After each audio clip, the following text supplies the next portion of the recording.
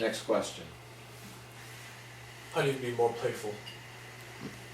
Okay, being playful is a lot of fun. That's a great question. We get that question all the time. How do you become more playful? It's called being like a 4-year-old kid, a 5-year-old kid, a 6-year-old kid. Watch them. Go out there and watch kids. Kids are hysterical. Walk into like a little children's toy store one day and play with kids. Grab a bat and look at a kid and go, "Do you want this?" And the kid would be like, "No, I don't want that bat." And then you ask the kid, "Well, what do you want?" "I'll show you," you know, and like the kid will literally whip a toy out from behind him and start sharing it with him. It's like watch how playful they are.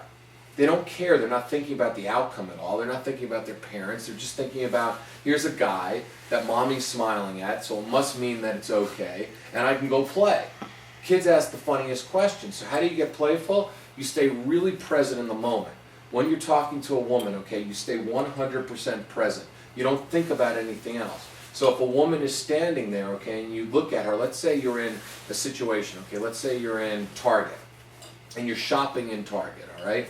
And there's this woman there, and she's like looking at sheets. What I'll do is I'll walk directly over to her, okay, and I'll look at the sheets. I'll grab the sheets. I go, "All right, tell me, can you tell the difference between 200 thread count and 400 thread count?" And I'll poke my finger into the 200 thread count and the 400 thread count, right? And I'll go, "Feel." I don't feel the difference. Do you feel the difference, right? And she'll start feeling, and then I go, "All right, well, now that we got that set, I'm buying 400 thread count. Now, how do you know the difference in towels?" You know, it's like you're just being playful. You're using props that are around you. If you're in the supermarket and a woman is ordering, you know, and you're standing there and you always order the same sandwich every day, right? And all of a sudden you hear her order this sandwich. She goes, "I want a turkey with Russian dressing and coleslaw and cheese." And you think to yourself, "That sounds so good." Say it. "Oh, that sounds so good. Can I have a bite? I want to test it. I want to try your sandwich out before I buy mine," all right? Because that's being playful. It's like doing things that come to mind that are silly and goofy instead of monitoring yourself all the time, because you're monitoring yourself. When you go out and you talk to a woman, you're monitoring your conversation. You're not having fun. So having fun is being goofy. If a woman has a dog, for instance, okay, instead of going, "Nice dog," right? Which a lot of guys do. "Nice dog." It's like, no, get down on the ground and just go like this. "Daph, come here, girl." Well, Daphne's out. That's down. Daphne's out. But if the woman has a dog, get down there and just go, "What's your name? What's his name?" Get playful. So she says, "Lulu." And then you look, it's a French bulldog, and go, "What made you get a French bulldog?" You know, she'll say, "Well, I always wanted one." I said, "Why do you always want one?" You know, it's like they are pretty cute and stuff. "Does this dog snore?" You know, it's like just like playful. Use things that you know. Become more knowledgeable in different topics so you can be playful. The problem is that most guys aren't playful because they don't know things. So they go and try to pick up women in places that they're not familiar with stuff. So how can you be playful?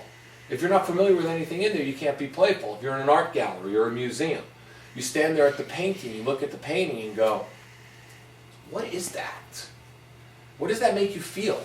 Because I got to tell you something. Before I tell you, I got to know what makes you feel before I tell you what it makes me feel, because it's not making me feel anything really good right now. What does that make you feel?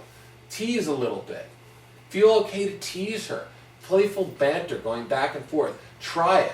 Small little doses, okay? But you got to listen. You can't be playful unless you listen, because the words that are coming out of her mouth are things that you can be playful with. You can't be playful just all of a sudden walk up to her and go, "You want to play ball?" You know, it's like, you know, you can walk down the street. Another thing which I love doing, I used to walk down the street in New York City with like a little ball, right? You know, just like a little tennis ball and stuff like that on a Saturday. Just like this. I'd walk like this, you know, and I'd go like that. And of course, if you're walking down the street and you're going like this with a ball, right, what are you guys doing right now? You're looking at the ball, right? So you're looking at that ball. So a woman looks at that ball, I go like this, I go, "Catch." And she'll catch the ball. I'm gonna do that. Throw it back. There you go. I mean, you throw like a girl, man. You throw like a girl. Catch again. Oh man, look at that. You're getting a catch. Look, you catch like a girl too. Didn't you have any brothers that caught you? I mean, there's you being playful. Didn't you have any brothers that taught you how to catch? See what I mean? It's just using things around you. Reacting to your world. Yeah, And reacting with a sense of curiosity. Because when you react to your world with a sense of curiosity, that's what kids do. And when they react to their world, they also let all their quirky thoughts out without thinking. Like, why is it that way? It's always why. So you can do the same thing when you're trying to play for why? You know, and when you let that out and let people see like you have quirky thoughts, because life in itself is very funny.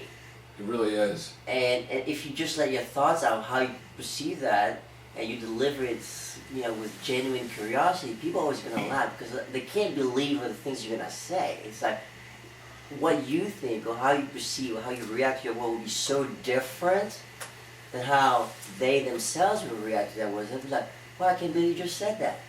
I can't believe you just did that." And just because of that, it creates a playfulness. It creates the irony. It creates the you know, it's like curiosity that kids have. You know what it was? There was one thing today, and then we'll leave this subject and go to the next one. There was this store that we went into, and the underwear, I think the underwear said, what was it, Clitosaurus, was it? Clitosaurus. Right? Clitosaurus. Baby Clitosaurus. Yeah, baby Clitosaurus, right? So it had That's baby, worse. right? Remember that? It Yeah. had baby Clitosaurus. So I walk into this underwear store. You guys were with me, right? And I look in and go, "Oh my God, baby Clitosaurus! This thing is so cute." And it's literally a picture of like this clit that looks like a dinosaur, right? So I'm looking and I pull it up, and the girl who shops there, she's laughing, you know. And I go, "Oh my God, look at this one. The other one says bad pussy." I go, "Man, I don't want bad pussy," or whatever it might be. And you know what? She started laughing. That was being playful, and you saw how playful the conversation got from there. I mean, we all want to be kids. We all want to have fun. So that's how you become playful.